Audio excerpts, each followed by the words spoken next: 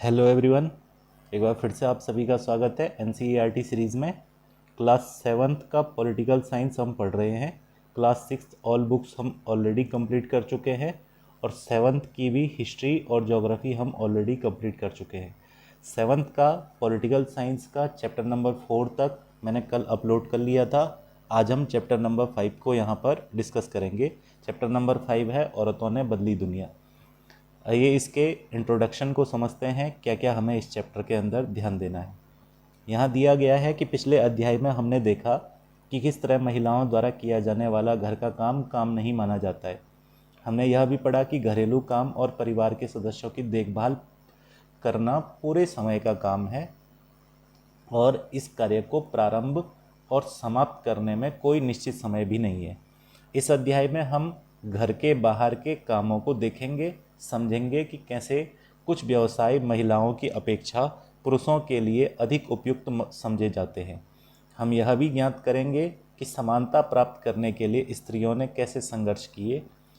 पहले भी और आज भी शिक्षा प्राप्त करना एक ऐसा तरीका है जिससे महिलाओं के लिए नए अवसर निर्मित किए जा सकते हैं। साथ ही इस अध्याय में हम हाल के वर्षों में महिला आंदोलनों द्वारा भेदभाव को चुनौती देने के लिए किए जाने वाले विभिन्न प्रकार के प्रयत्नों के बारे में भी संक्षेप में जानेंगे। तो इस चैप्टर में हमें महिलाओं की भूमिका, और आप समझ गए होंगे यहाँ पर कि महिलाओं से संबंधित वे कार्य पढ़ने हैं जिनमें महिलाओं की अपेक्षा पुरुषों की भूमिका अधिक मानी जाती है और समानता को कैसे स्थापित किया जा सकता है वो हमको इस चैप्टर के अंदर पढ़ने हैं। इसके अलावा सबसे पहले हम चैप्टर के अंदर आ जाते हैं पहले हेडिंग पर, पहले पॉइंट पर। तो यहाँ मेरे पास एक कॉलम दिया गया है। कॉलम दिया गया है कि भारत में 83.6% महिलाएं खेतों में काम करती हैं। उनके काम में पौधा रोपना, खरपतवार निकालना, फसल काटना, कुटाई करना। फिर भी जब किसान के बारे में सोचते हैं तो हम एक पुरुष के बारे में ही सोचते हैं, यानी ये एक धारणा की यहाँ पर बात कर रहा है। तो सबसे पहला जो है वो यहाँ पॉइंट दिया गया है, कम अवसर और कठोर अपेक्षाएं। इस पॉइंट को देखते हैं, इसमें क्या क्या चीज़ें हमारे पास दी गई हैं। तो रोजी मैडम की कक्षा के अधिकांश बच्चों ने नर्स के लिए महिलाओं के और पायलट के रूप में पुरुषों के चित्र बनाए। ऐसा उन्होंने इस कारण किया कि उन्हें लगता है कि घर के बाहर भी महिलाएं कुछ खास तरह के काम अच्छी तरह कर सकती हैं। उदाहरण के लिए बहुत से लोग मानते हैं कि महिलाएं अच्छी नर्सें हो सकती हैं क्योंकि वे अधिक सहनशील और विनम्र होती हैं। इसे परिवार में स्त्रियों की भूमिका के साथ मिलाकर देखा जाता है।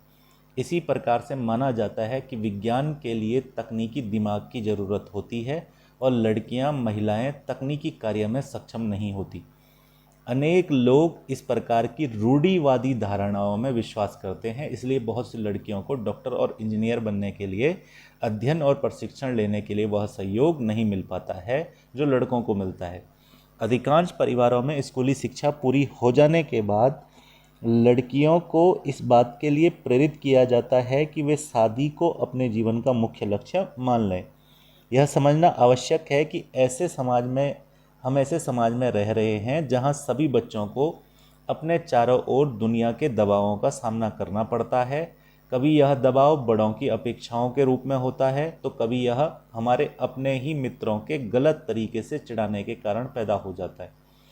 लड़कों पर ऐसी नौकरी प्राप्त करने के लिए दबाव होता है जिसमें उन्हें अधिक वेतन मिले। यदि वे दूसरे लड़कों की तरह व्यवहार नहीं करते तो उन्हें चिढ़ाया जाता है और धौंस दी जाती है। आपको याद होगा कि कक्षा 6 की पुस्तक में आपने पढ़ा था कि लड़कों को बचपन से ही दूसरों के सामने रोने पर चिढ़ाया जाता है। ये हमने क्लास 6 में भी डिस्कस किया था, आपको यहाँ पर ध्यान होगा। तो रूढ़ियों को तोड़ना यहाँ एक जो है पॉइंट दिया गया है, इसके बारे में हम यहाँ पर देखेंगे। ये इस प्रकार के कॉलम आपके पास बहुत आवश्यक होते हैं, तो इन कॉलम को ज़रूर हम लोग यहाँ पे नोट करते हुए चलेंगे, जो भी हमारे पास इसमें इम्पोर्टेंट पॉइंट होंगे। तो रेल का इंजन आदमी चलाते हैं, पर झारखंड की एक गरीब आदिवासी परिवार की 27 वर्षीय महिला लक्ष्मी लाकरा ने इस धारा को इस धारा के रुख को बदल कर रख दिया। उत्तरी रेलवे की वह पहली महिला इंजन चालक हैं। तो ध्यान रखना है आपको, ये नोट करना है कि उत्तरी रेलवे की पहली महिला इंजन चालक हैं। लक्ष्मी के माता पिता पढ़े लिखे नहीं हैं, पर उन्होंने अपने बच्चों को पढ़ाने लिखाने के लिए बहुत संघर्ष किया। लक्ष्मी की शिक्षा एक सरकारी स्कूल में हुई। स्कूल में पढ़ने के साथ साथ लक्ष्मी घर के कामों और अन्य जिम्मेदारियों में हाथ बटाती रही। उसने मन लगाकर पढ़ाई की, मेहनत किया, इलेक्ट्रॉनिक्स में डिप्लोमा अर्जित किया और रेलवे बोर्ड की परीक्षा में बैठी, पहली ही कोशिश में उत्तीर्ण हो गई। लक्ष्मी कहती है, मुझे खेलना, चुनौतियों से खेलना पसंद है और जैसे ही कोई कहता है कि फला काम लड़कियों के लिए नहीं है तो मैं उसे करके रहती हूँ। लक्ष्मी के जीवन में ऐसा करने के अनेक अवसर आए। जब वो इलेक्ट्रॉनिक्स करना चाहती थी तब उसे पॉलिटेक्निक में मोटरसाइकिल चलाई, और जब उसने तय किया कि वह इंजन ड्राइवर बनेगी, उसका दृष्टिकोण सीधा साधा है। जब मुझे मज़ा आ रहा है और मैं किसी को नुकसान नहीं पहुंचा रही हूं और मैं अच्छे से रह पा रही हूं और अपने माता पिता की मदद कर पा रही हूं, तो मैं अपने तरीके से क्यों न जीऊँ। ये जो है आपको ध्यान रखना है कि झारखंड से एक आदिवासी परिवार से आने वाली लक्ष्मी लाकरा उत्तरी रेलवे की पहली महिला इंजन चालक हैं। ये आपको ध्यान रखना है, उनका यहाँ पर चित्र भी दिया गया है। इसके बाद है परिवर्तन के लिए सीखना, दूसरी हेडिंग हमारे पास।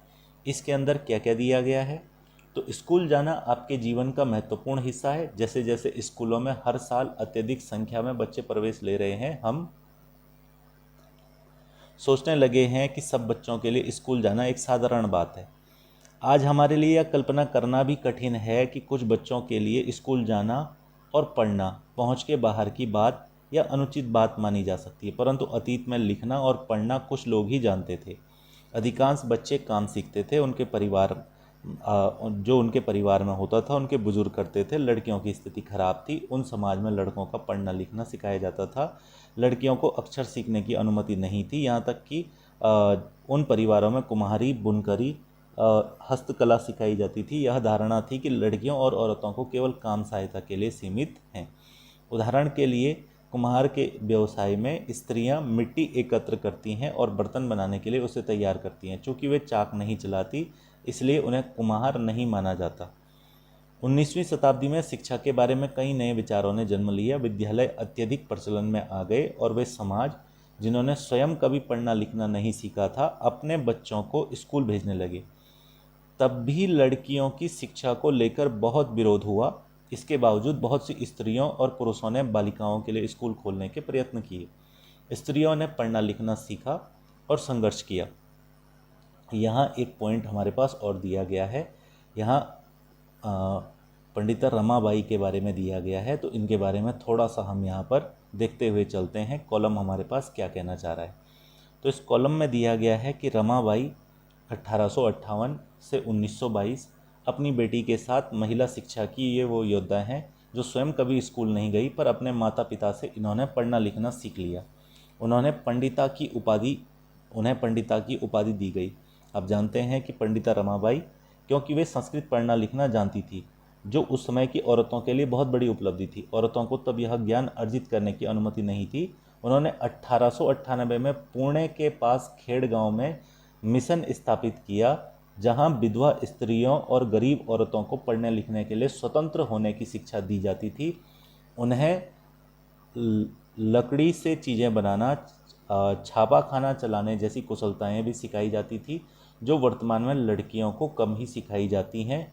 ऊपर बाएं हाथ पर तस्वीर छपी है, इनमें उनका कारखाना दिख रहा है। पंडिता रमाबाई का मिशन आज भी सक्रिय है, तो आपको इस मिशन का ध्यान रखना है। 1898 में पुणे के खेड़ गांव के पास स्थापित किया था और विधवा स्त्रियों और गरीब औरतों के लिए था।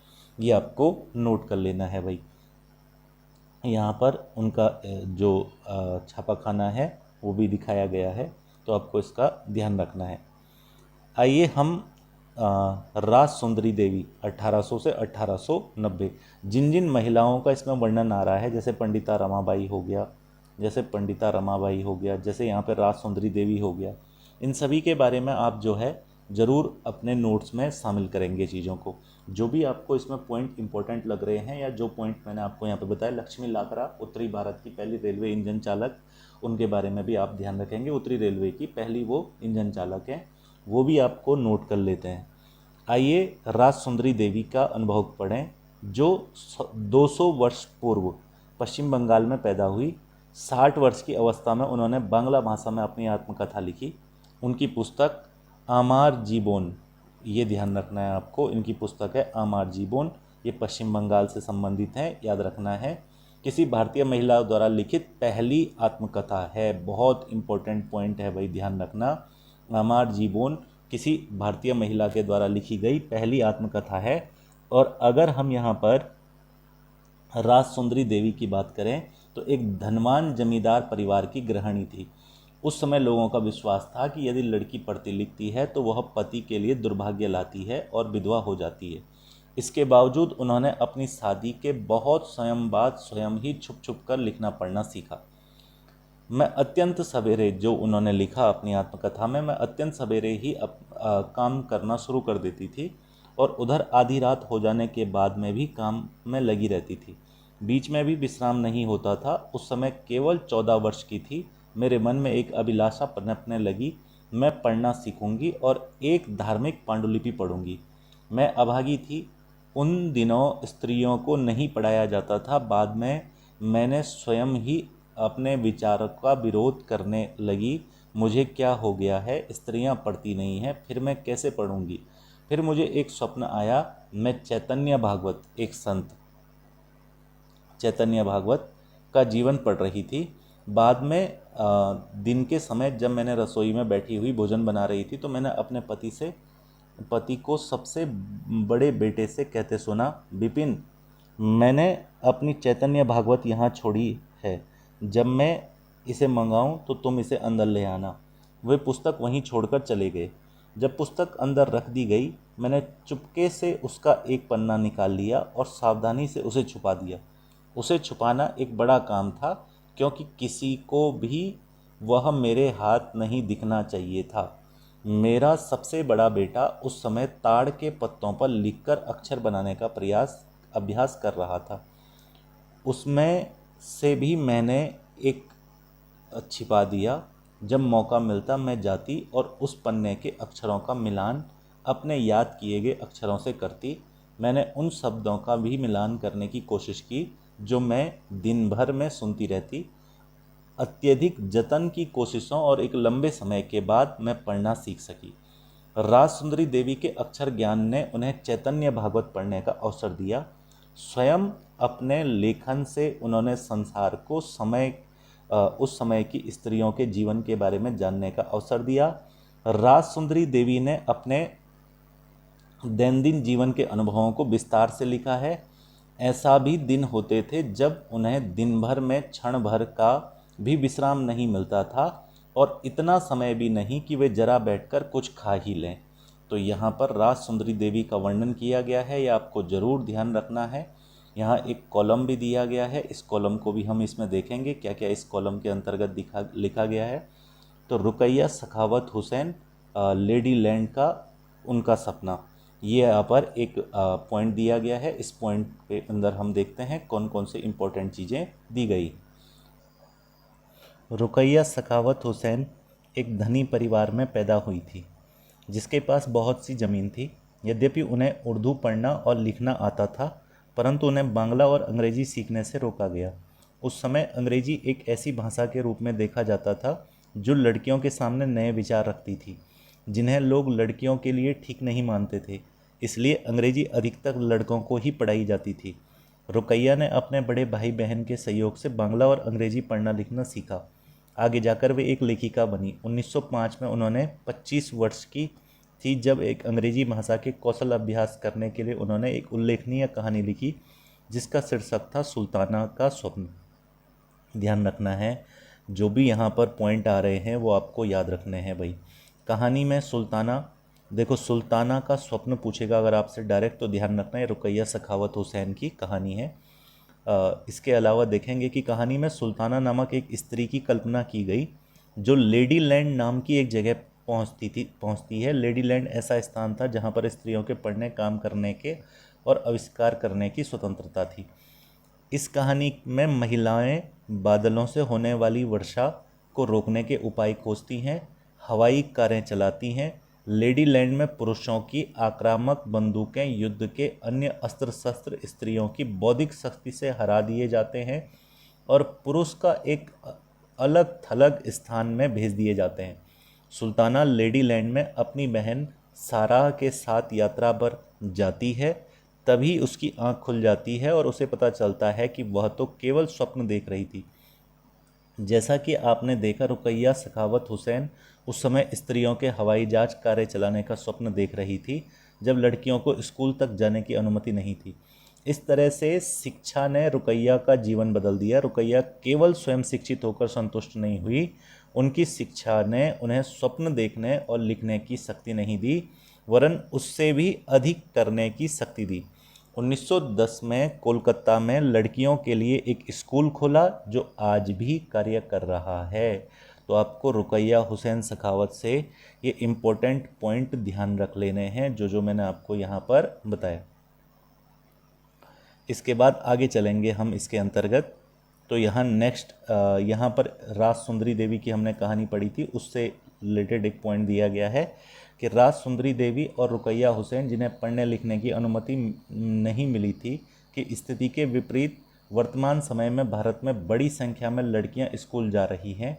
इसके बावजूद बहुत सी लड़कियां गरीबी, शिक्षण की सुविधाओं के अभाव और भेदभाव के कारण स्कूल जाना छोड़ देती हैं। सभी समाजों और वर्गों की पृष्ठभूमि वाले बच्चों को शिक्षण की समान सुविधाएं प्रदान करना, विशेषकर लड़कियों को, आज भी भारत में एक चुनौती है। तो ये आपको ध्यान रख लेना है इसके अंदर। यहाँ नेक्स्ट पॉइंट दिया गया है वर्तमान समय में शिक्षा और विद्यालय। देखते हैं यहाँ पर क्या क्या चीज़ें इस पॉइंट के अंतर्गत दी गई हैं। तो आज के समय में अगर हम शिक्षा और विद्यालयों की बात करेंगे तो आज लड़के और लड़कियां विशाल संख्या में विद्यालय जा रहे हैं। फिर भी हम देखते हैं कि लड़कों और लड़कियों की शिक्षा में अंतर है। भारत में 10 वर्ष में जनगणना होती है, जिसमें पूरे देश की जनगणना की जाती है और भारत में रहने वालों के जीवन के बारे में विस्तृत जानकारी एकत्रित की जाती है। उनकी आयु, पढ़ाई, किए जाने वाले काम इत्यादि की जानकारी का आकलन करते हैं। शिक्षित लोगों की संख्या, स्त्री और पुरुषों का अनुपात 1961 की जनगणना के अनुसार सब लड़कों और पुरुषों यानी 7 वर्ष एवं उससे अधिक आयु का 40% शिक्षित था, अर्थात वे कम से कम अपना नाम लिख सकते थे। इसकी तुलना में लड़कियों का केवल 15% भाग ही शिक्षित था। 2001 की जनगणना के अनुसार लड़कों व पुरुषों की संख्या का 76% भाग जो है बढ़कर 76% भाग हो गई और शिक्षित लड़कियां तथा स्त्रियों की संख्या 54%। इसका आशय ये हुआ कि पुरुषों और स्त्रियों दोनों के बीच ऐसे लोगों का अनुपात बढ़ गया जो पढ़ लिख सकते थे, जिन्हें कुछ हद तक शिक्षा मिल चुकी थी। लेकिन जैसा कि आप देख सकते हैं, अब भी स्त्रियों की तुलना में पुरुषों का प्रतिशत अधिक है। इनके बीच का अंतर अभी भी समाप्त नहीं हुआ है। तो यहाँ पर आपको इसका ध्यान रखना है। नीचे दी गई एक तालिका दी गई है जिसमें लड़कों, अनुसूचित जाति के लड़के लड़कियां, इन सब का ब्यौरा जो है यहाँ पर दिया गया है। आगे अगर हम देखेंगे तो संभवतः ऊपर तालिका में इस बात पर ध्यान दिया गया होगा कि सब लड़कियों की श्रेणी की तुलना में अनुसूचित जाति और जनजाति की लड़कियों के स्कूल छोड़ने की दर अधिक है। इसका अर्थ हुआ कि दलित व आदिवासी पृष्ठभूमि की लड़कियां स्कूल में रहने की संभावना कम रहती है। वर्ष 2001 की जनगणना से यह भी पता चलता है कि दलित आदिवासी लड़कियों की अपेक्षा मुस्लिम लड़कियों की प्राथमिक शिक्षा पूरी करने की संभावना और भी कम रहती है। मुस्लिम लड़कियां स्कूल में लगभग 3 वर्ष रह पाती हैं, जबकि अन्य समुदाय की लड़कियां स्कूल में लगभग 4 वर्ष का समय बिता पा रही हैं। ये उस समय के डाटा के अकॉर्डिंग दिया गया है। अगर आप देखेंगे ऐसा क्यों होता है तो इसके लिए बहुत सारी चीज़ें यहाँ पर हमारे पास बहुत सारे ऐसे कारण बताए गए हैं जो इसमें बड़े इम्पोर्टेंट हैं। तो अगर मेन बात को देखना शुरू करें या चीज़ों को समझना शुरू करें यहाँ पर, तो देखना, गौर करना आप इस चीज़ पर कि दलित, आदिवासी, मुस्लिम वर्ग के बच्चों के स्कूल छोड़ देने के अनेक कारण हैं। देश के अनेक भागों में, विशेषकर ग्रामीण और गरीब क्षेत्रों में नियमित रूप से पढ़ाने के लिए उचित स्कूल है, न ही शिक्षक। यदि विद्यालय घर के पास ना हो तो लाने ले जाने के लिए किसी साधन जैसे बस या वैन आदि की व्यवस्था ना हो तो अभिभावक लड़कियों को स्कूल नहीं भेजना चाहते। कुछ परिवार अत्यंत निर्धन हैं, वे सब बच्चों को पढ़ाने का खर्चा नहीं उठा पाते। ऐसी स्थिति में लड़कों को प्राथमिकता मिल सकती है। बहुत से बच्चे इसलिए स्कूल छोड़ देते हैं क्योंकि उनके साथ शिक्षक और सहपाठी भेदभाव करते हैं, जैसा कि ओम प्रकाश वाल्मीकि के साथ हुआ।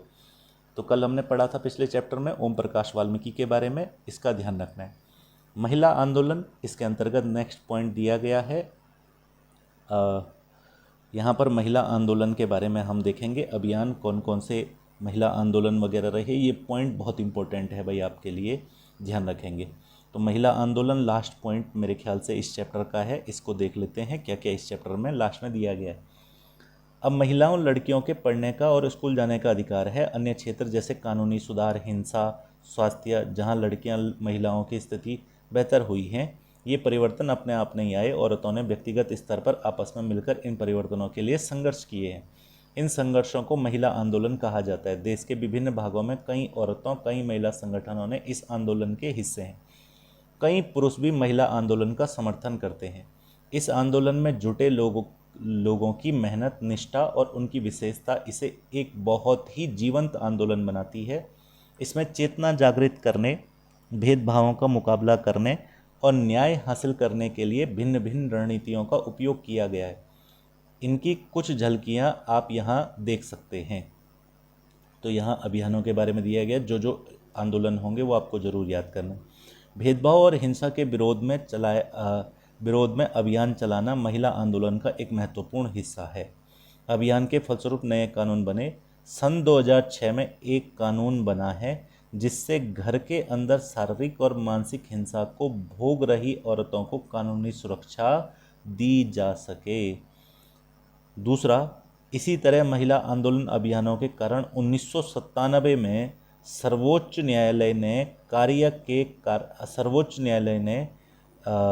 कार्य के स्थान पर और शैक्षिक संस्थानों में महिलाओं के साथ होने वाली यौन प्रताड़ना से उन्हें सुरक्षा प्रदान करने के लिए दिशा निर्देश जारी किए।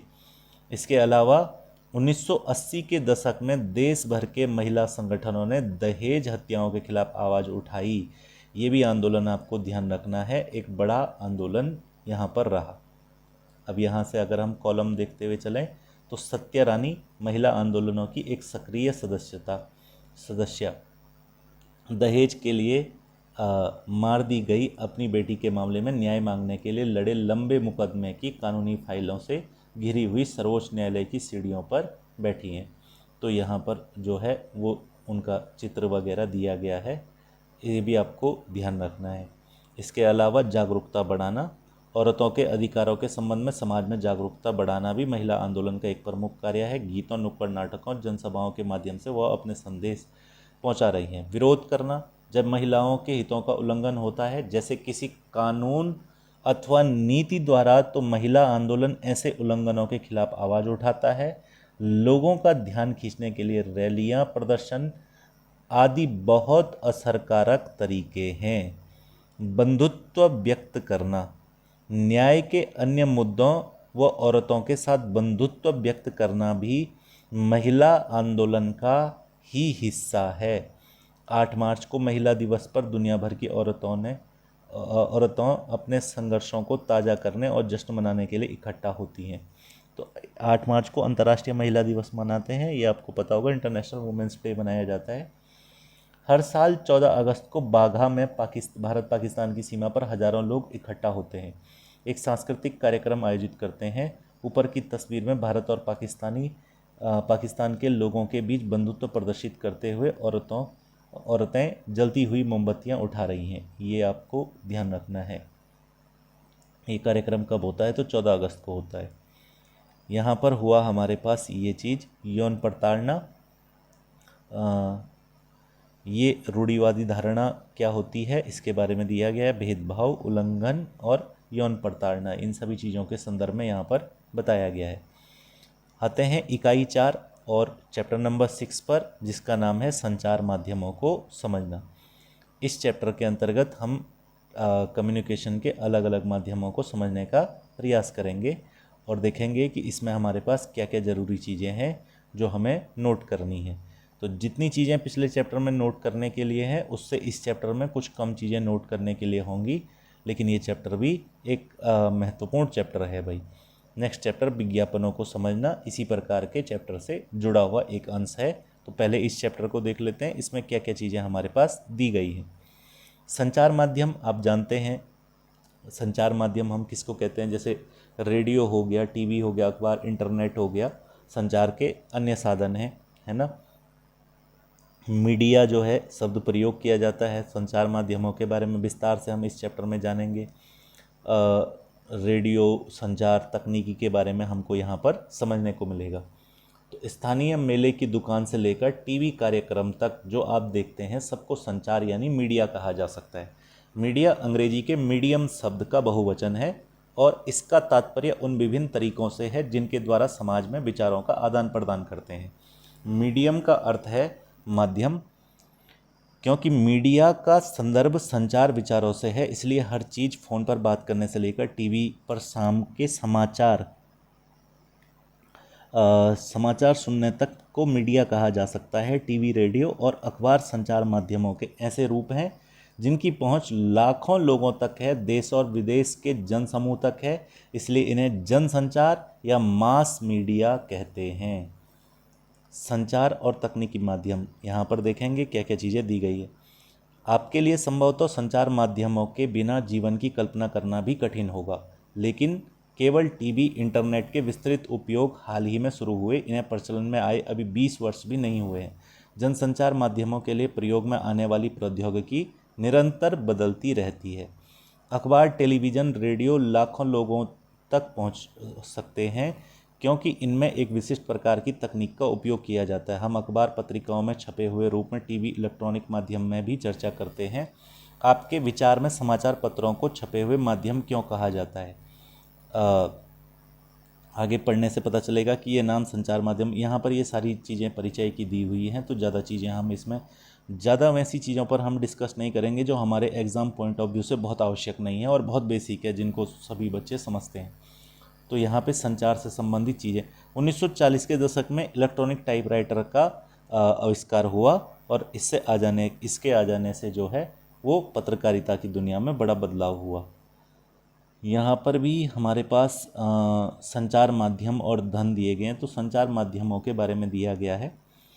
यहाँ पर यह यंत्र टेलीविज़न का प्रारंभिक रूप है। ये एक टेलीवाइज़र है जो टेलीविज़न का प्रारंभिक रूप है।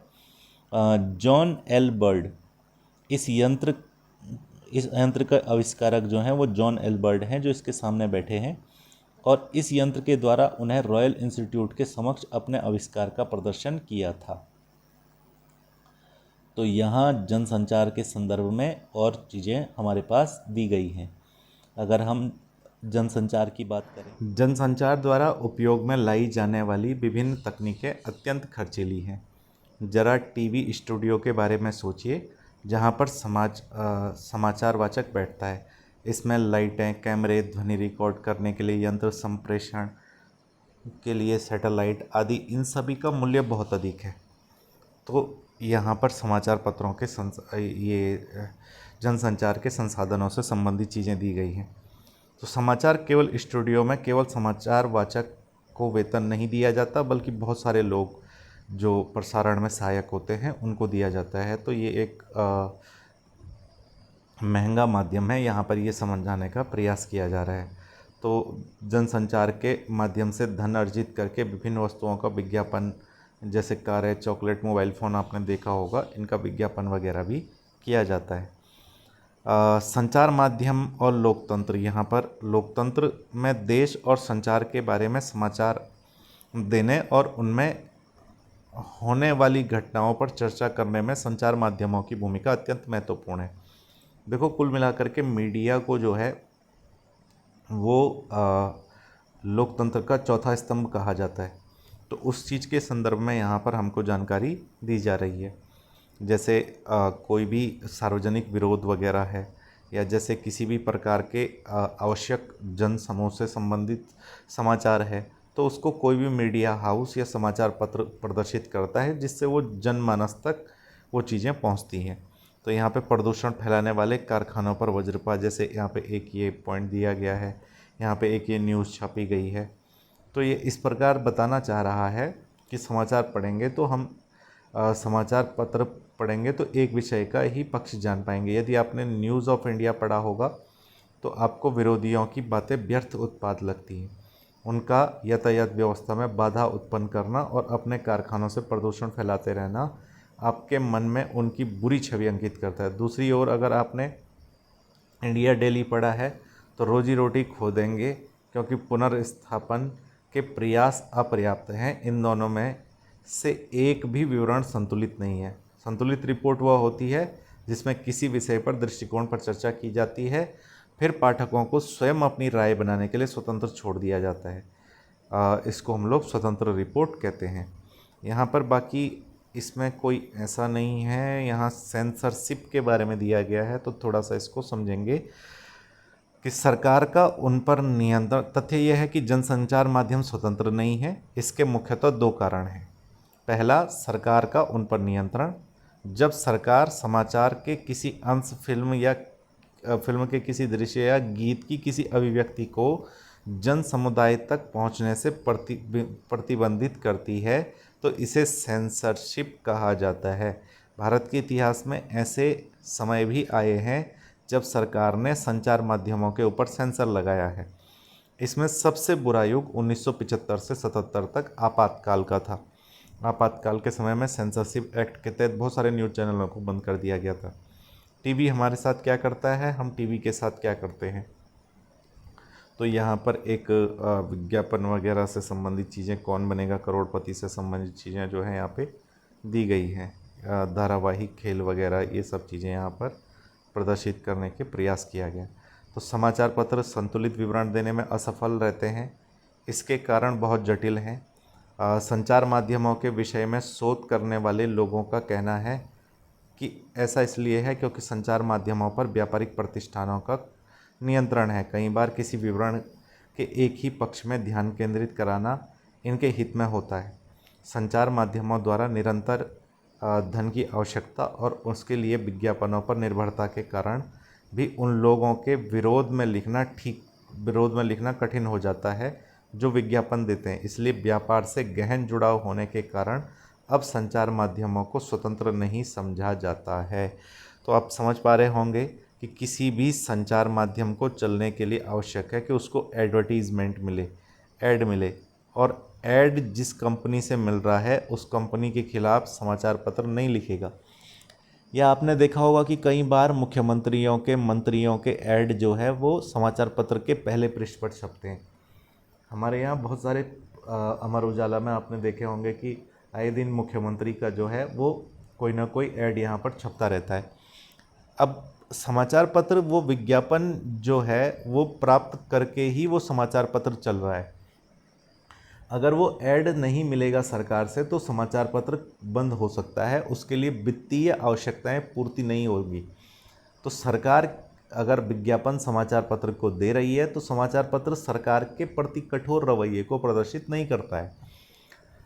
तो इस वजह से यहाँ समाचार पत्रों को अब स्वतंत्र समझा जाना बड़ा मुश्किल कार्य है। मसौदा तय किया जाना, यानी मसौदे का मतलब होता है किसी भी रिपोर्ट का एक मूल भाव तैयार करना, उसको हम लोग मसौदा कहते हैं। ठीक है। इसके अलावा यहाँ पर प्रकाशित किए जाने वाले संचार माध्यमों में फैशन शो बहुत लोकप्रिय हैं। पहले ऐसा फैशन शो वगैरह काफ़ी लोकप्रिय था। तो ये सभी चीज़ें जो हैं यहाँ पर दिखाई गई हैं। स्थानीय संचार माध्यम, स्थानीय संचार माध्यम तो अगर यहाँ पर देखेंगे तो स्थानीय संचार माध्यम में यह जानकर कि संचार माध्यम उन छोटे छोटे मुद्दों में रुचि नहीं लेंगे जिनका संबंध साधारण लोगों और उनके जीवन से है। इसलिए कई स्थानीय समूह स्वयं अपना संचार प्रारंभ करने के लिए आगे आए हैं। ऐसे सामूहिक रेडियो द्वारा किसानों के विभिन्न फसलों के मूल्य के बारे में बताते हैं और उन्हें बीज और उर्वरकों के बारे में परामर्श देते हैं। कुछ अन्य लोग काफ़ी सस्ते और आसानी से मिल जाने वाले वीडियो कैमरे इस्तेमाल करके विभिन्न निर्धन समाजों के वास्तविक जीवन की स्थिति पर डॉक्यूमेंट्री फिल्म बनाते हैं। कभी कभी तो इन गरीब लोगों की ही फिल्म बनाने के लिए कैमरे और तकनीकी ज्ञान का प्रशिक्षण भी देते हैं। इन गरीब लोगों को ही फिल्म बनाने के लिए कैमरे और तकनीकी ज्ञान का ही प्रशिक्षण दिया जाता है। दूसरा उदाहरण खबर लहरिया नामक एक समाचार पत्र का है। ये यहाँ पर खबर लहरिया समाचार पत्र है जो उत्तर प्रदेश के चित्रकूट जिले की 8 दलित महिलाओं द्वारा हर 15 दिन में निकाला जाता है। ये ध्यान रखेंगे भाई आप। खबर लहरिया उत्तर प्रदेश के चित्रकूट जिले की 8 दलित महिलाओं के द्वारा 15 दिन में यानी पाक्षिक तौर पर निकाला जाता है। स्थानीय बुंदेली भाषा में लिखा गया ये समाचार पत्र है। इस 8 पृष्ठ के समाचार पत्र में दलितों से संबंधित विषयों, स्त्रियों के प्रति हिंसा, राजनीतिक भ्रष्टाचार से संबंधित रिपोर्ट होती हैं। इस समाचार पत्र के पाठक हैं किसान, दुकानदार, पंचायत के सदस्य, स्कूल के शिक्षक, वे महिलाएं जिन्होंने अभी हाल ही में पढ़ना लिखना सीखा है। तो ध्यान रखना है आपको। खबर लहरिया ये जो है 8 दलित महिलाओं के द्वारा निकाला गया समाचार पत्र है भाई। आ जाते हैं आगे हम अलग अलग पाठकों की पसंद को देखते हुए छपाई के माध्यम की जानकारियाँ यहाँ पर देखेंगे तो अलग अलग प्रकार की मैगजीन वगैरह रखी हैं। अगर यहाँ पे देखेंगे तो प्रजातंत्र के नागरिक के रूप में हमारे जीवन में संचार माध्यम बहुत महत्वपूर्ण भूमिका निभाते हैं, क्योंकि संचार माध्यमों के द्वारा ही हम सरकार के कामों के संबंधित विषय में सुनते हैं। तो एक प्रकार से संचार माध्यम जो है हमारे जीवन में एक आवश्यक भूमिका निभाता है भाई। यहाँ पर ये चैप्टर हमारे पास कंप्लीट होता है विज्ञापनों को समझना।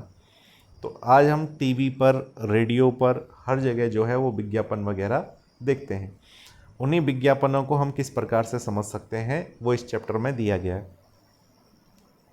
मूल रूप से 2 बातें यहाँ पर हैं। पहली चीज़ यहाँ पर आपको ध्यान रखना है, विज्ञापनों को अगर आप देखेंगे तो वैसे इस चैप्टर में हमारे पास कोई ऐसी आवश्यक चीज़ें नहीं हैं जो बहुत आवश्यक हो हमारे लिए पेपर पॉइंट ऑफ व्यू से। एक बार फटाफट से फिर भी हम देख लेते हैं। तो ब्रांड आपने सुना होगा। ब्रांड जो है बिल्कुल प्रारंभिक स्तर पर बॉन्डिंग अर्थ इसका होता है। किसी उत्पाद या किसी विशेष नाम या चिन्ह की मुहर लगाना, ये आपका ब्रांड कहलाता है। देखो जो ब्रांड शब्द है वो ब्रांडिंग या दागना दरअसल पशुपालन के हिसाब से पशुपालन से लिया गया शब्द है।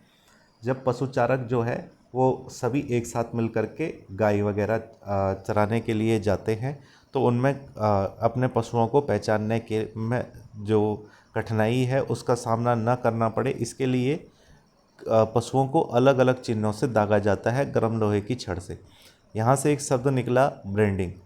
तो ब्रांडिंग का मतलब हुआ अपने एक चिन्ह को अपने पशु पर निरूपित करना, और उसी से ब्रांड शब्द यहाँ पर निकला है।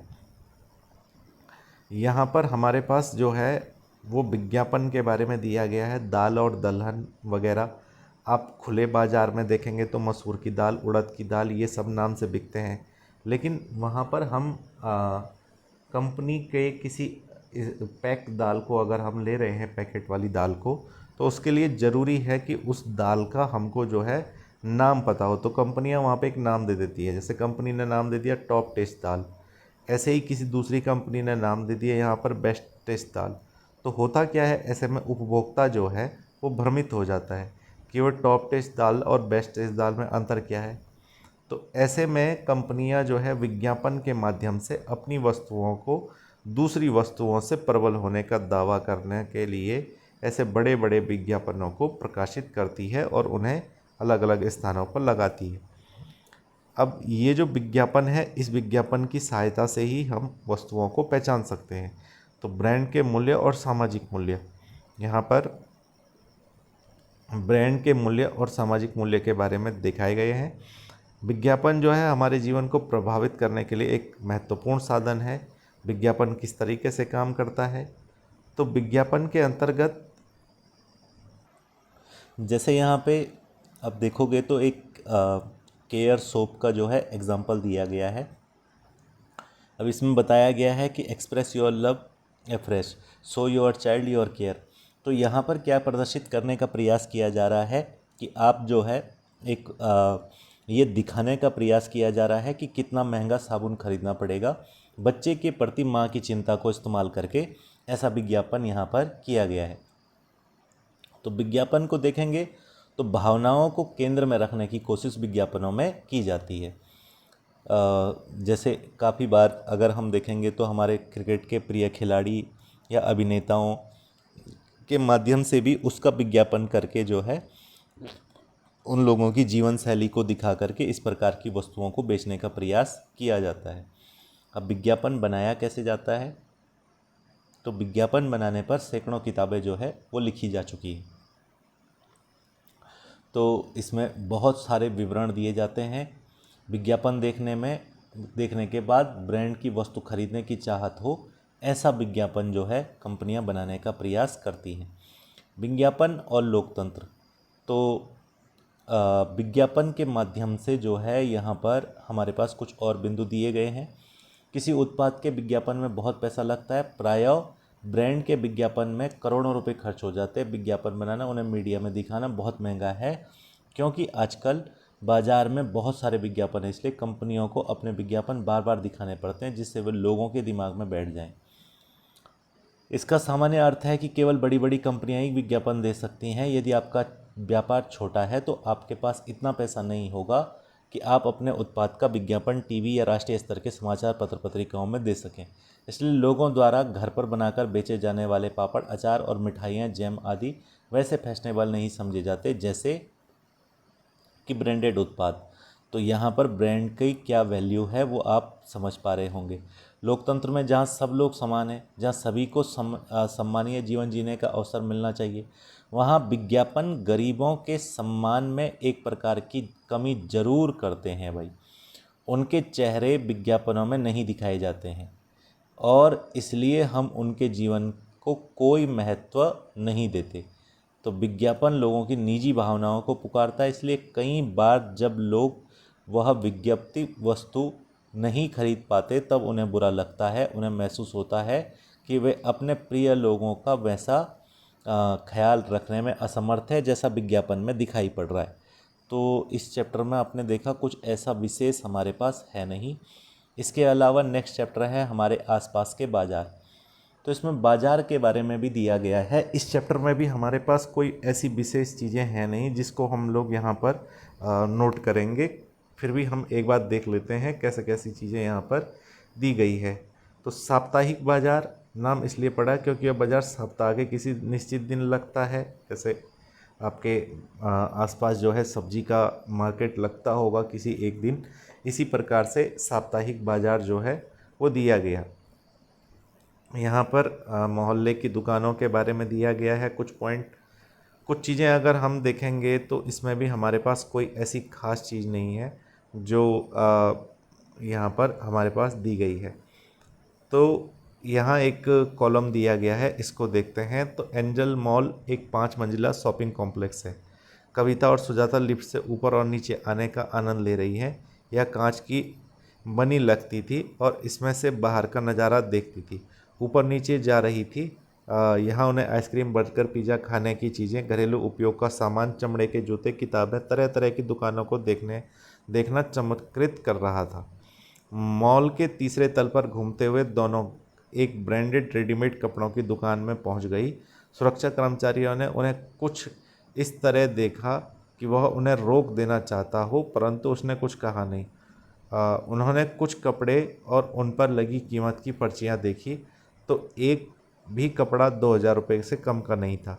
यह कीमत साप्ताहिक बाजार के कपड़ों की तुलना में लगभग 5 गुना थी। सुजाता कविता से फुसफुसाती हुई बोली, मैं तुम्हें एक दूसरी दुकान पर ले चलूँगी जहाँ इससे अच्छी किस्म का कपड़ा ज़्यादा ठीक दामों पर मिल जाएगा। तो यहाँ बताया गया है मॉल के अंतर्गत ब्रांडिंग वगैरह के कारण जो है यहाँ पर वस्तुएं हमको महंगी मिलती हैं। इसी प्रकार से सब्जी वगैरह के बारे में बताया गया है। आफताब शहर में सब्जियों का थोक विक्रेता, ये भी एक कॉलम दिया गया है। हर जगह बाज़ार वगैरह, यहाँ पर भी एक पॉइंट हमारे पास है। कोई ऐसा विशेष पॉइंट हमारे पास इस चैप्टर के अंदर नहीं है जिसको हम यहाँ पर समझेंगे। तो बाज़ार में एक कीमत, तो एक कमीज, ये यहाँ पर जो है कैसे बाज़ार में कोई वस्तु आती है तो उसके अंतर्गत की सारी चीज़ें यहाँ पर दी गई हैं और उसमें क्या क्या खर्चा होता है वो भी यहाँ पर बताया गया है। तो इस चैप्टर में थोड़ा सा देखेंगे हम कुछ काम की चीज़ों को। सबसे पहले यहाँ पर दिया गया है बाज़ार में एक कमीज और इसके अंदर बताया गया है कि क्या भूमिका यहाँ पर है। यह अध्याय हमें एक कमीज की कहानी बताता है। यह कहानी कपास के उत्पादन से प्रारंभ होती है और कमीज के बिकने पर ख़त्म हो जाती है। आइए हम देखें कि बाज़ारों में कपास से कमीज बनाने की ये प्रक्रिया हमको यहाँ पर दिखाई गई है। करनूल में कपास उगाने वाली एक किसान। तो स्वप्ना जो करनूल में आंध्र प्रदेश में एक छोटी किसान है, अपने छोटे से खेत में कपास उगाती। कपास के पौधों पर आए डोडे पक रहे हैं और उनमें से कुछ चटक भी चुके हैं, इसलिए स्वप्ना रुई चुनने में व्यस्त है। डोडे जिनमें रुई भरी हुई है एक साथ चटक कर नहीं खोलते हैं, इसलिए रुई का फसल इकट्ठा करने के लिए कई दिन का समय लग जाता है। तो रुई एकत्र कर स्वप्ना अपने पति के साथ करनूल के कपास बाजार में न ले जाकर स्थानीय व्यापारी के पास ले जाती है।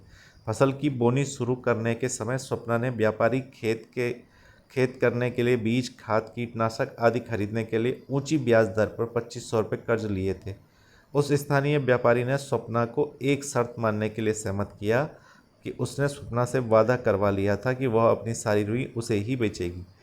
कपास की खेती में निवेश करने की ज़रूरत पड़ती है, जैसे उर्वरक, कीटनाशक वगैरह, और इन पर किसानों को काफ़ी व्यय करना पड़ता है। प्रायः छोटे किसान इन खर्चों की पूर्ति करने के लिए पैसा उधार लेता है। व्यापारी के परिसर में 2 आदमी रुई के बोरे तोल रहे हैं। 1500 रुपये प्रति क्विंटल के हिसाब से रुई 6000 रुपये की हुई और व्यापारी ने दिए हुए ऋण के 3000 रुपये काट दिए और स्वप्ना को 3000 रुपये दिए। स्वप्ना केवल 3000 रुपये। व्यापारी, रुई बहुत सस्ती बिक रही है, बाजार में बहुत रुई आ गई है। स्वप्ना, इस रुई को उगाने में मैंने 4 महीने तक जी तोड़ मेहनत की है। आप देखिए इस बार रुई कितनी बढ़िया और साफ़ है। इस बार मुझे बेहतर कीमत मिलने की उम्मीद थी। व्यापारी, अम्मा मैं आपको अच्छी कीमत दे रहा हूँ, दूसरे इतने भी नहीं देंगे। आपको मेरा विश्वास ना हो तो करनूल के बाज़ार में जाकर पता लगा आओ। स्वप्ना, नाराज़ ना हो, मैं भला आप पर कैसे संदेह कर सकती हूँ। मैंने तो केवल उम्मीद की थी इस बार रुई की फसल में इतनी आमदनी हो जाएगी कि कुछ महीनों का गुजारा चल सके। तो स्वप्ना जानती थी कि कपास कम से कम 1800 रुपये प्रति क्विंटल बिकेगी, लेकिन वो आगे बहस नहीं करती। व्यापारी गांव का शक्तिशाली आदमी है और किसानों के लिए कर्ज के लिए जो है वहाँ पर निर्भर रहना पड़ता है। यहाँ पर जो है एक कॉलम भी दिया गया है जिसमें बताया गया है करनूल आंध्र प्रदेश से कपास मंडी में व्यापारी कपास बेचता है। दूसरा, जिनिंग मिलें कपास खरीद लेती हैं। इसके बाद जिनिंग मिलें कपास से बीज हटाती हैं और दबाकर कपास के गट्ठर बनाती हैं। सूत काटने की मिलें कपास से गट्ठर खरीद लेती हैं। सूत काटने की मिलें कपास से धागा बनाती हैं और सूत काटने की मिलें व्यापारियों को धागा बेच देती हैं। तो इस प्रकार कपास की खेती की प्रक्रिया बताई गई है यहाँ पर, ये भी आपको ध्यान रखना है।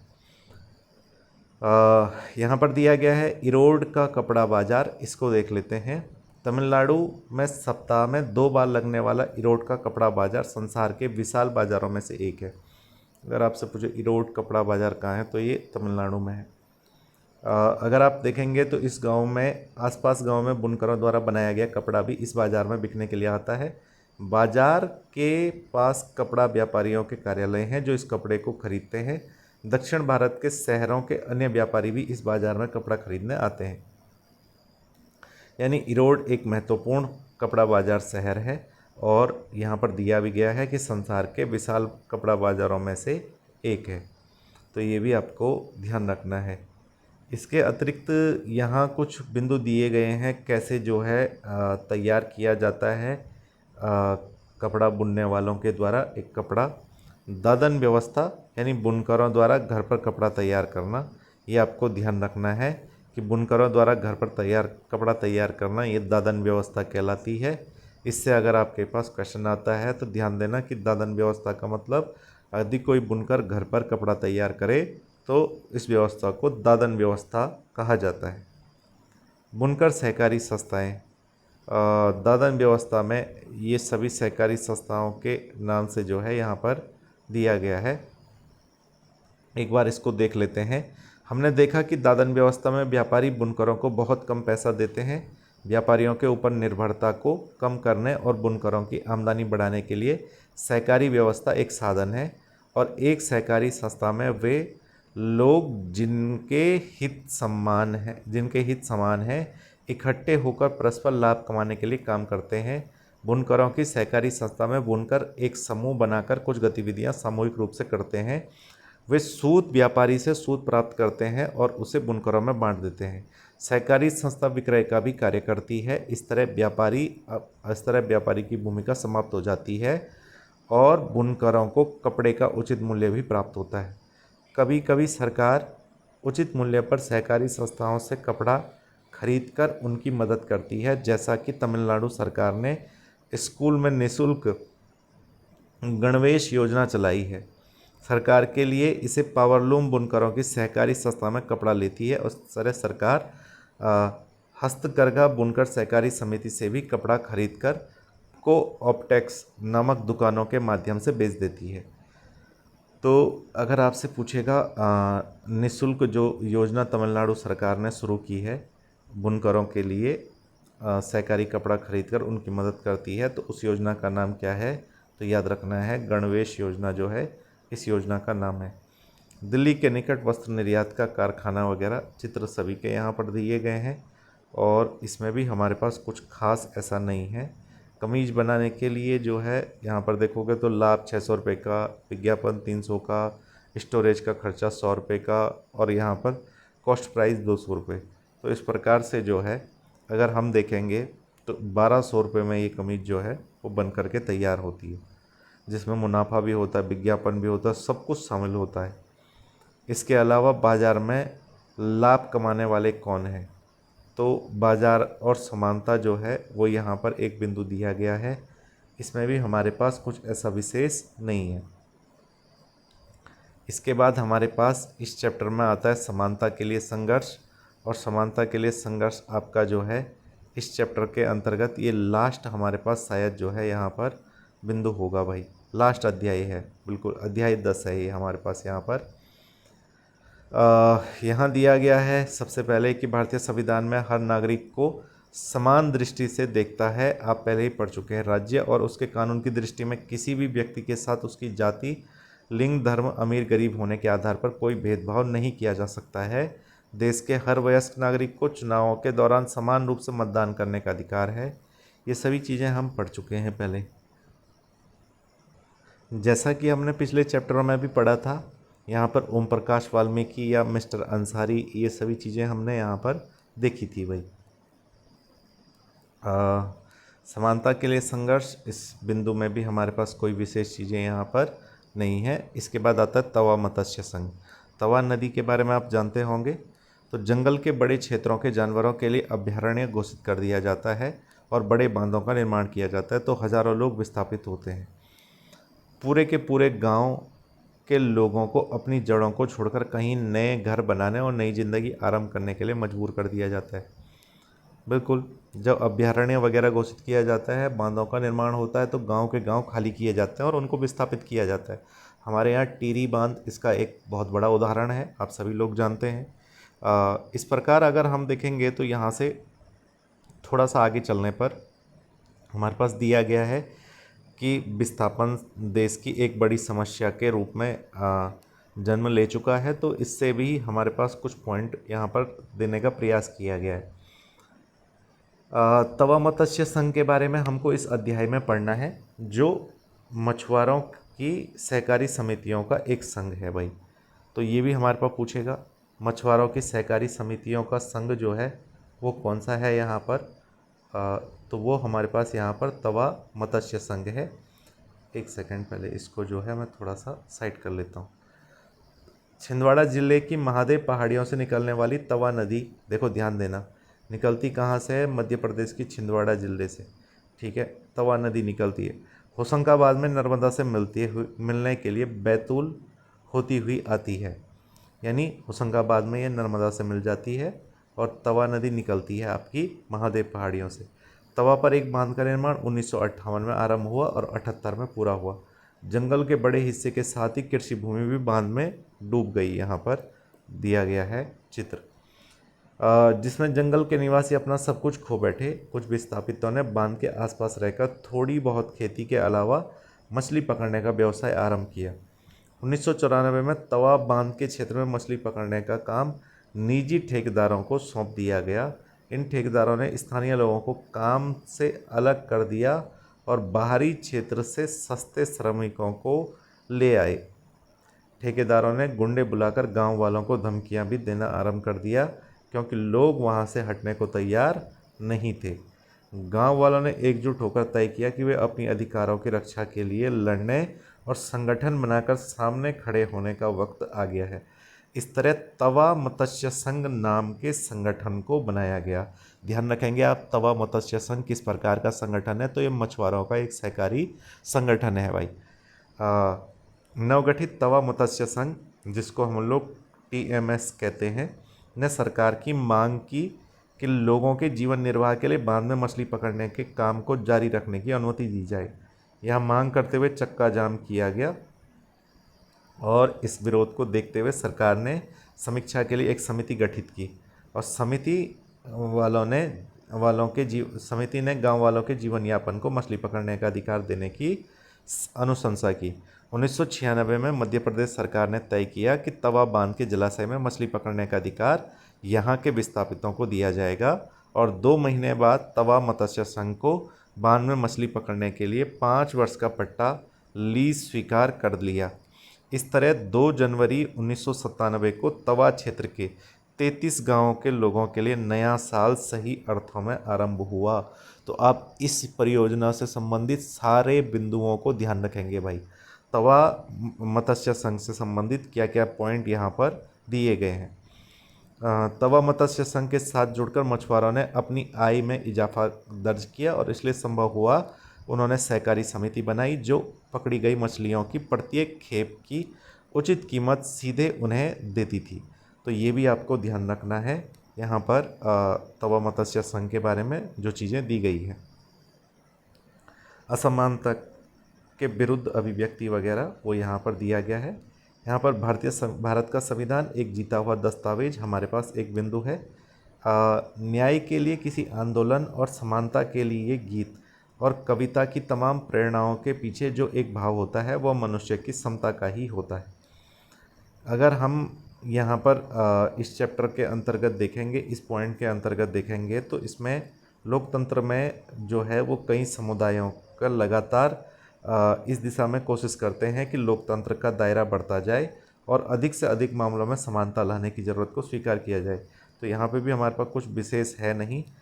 2001 कॉलम दिया गया है। 2001 में लखनऊ में 1500 से ज़्यादा लोग महिलाओं के खिलाफ हिंसा का विरोध करने के लिए एक जन सुनवाई में इकट्ठा हुए।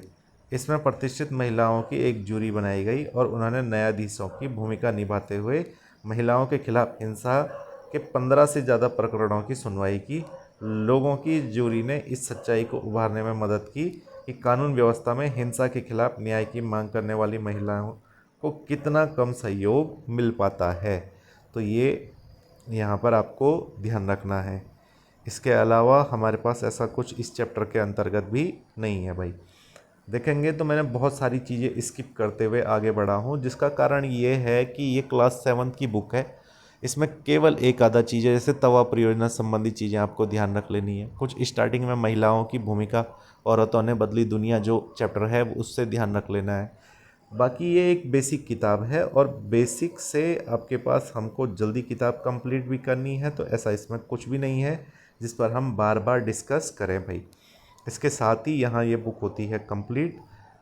उम्मीद है कि आपको ये चीज़ें समझ में आई होंगी। इसके बाद हम कल शुरू करेंगे कक्षा 8 और कक्षा 8 में हम सबसे पहले पढ़ेंगे हिस्ट्री को। Thank you so much.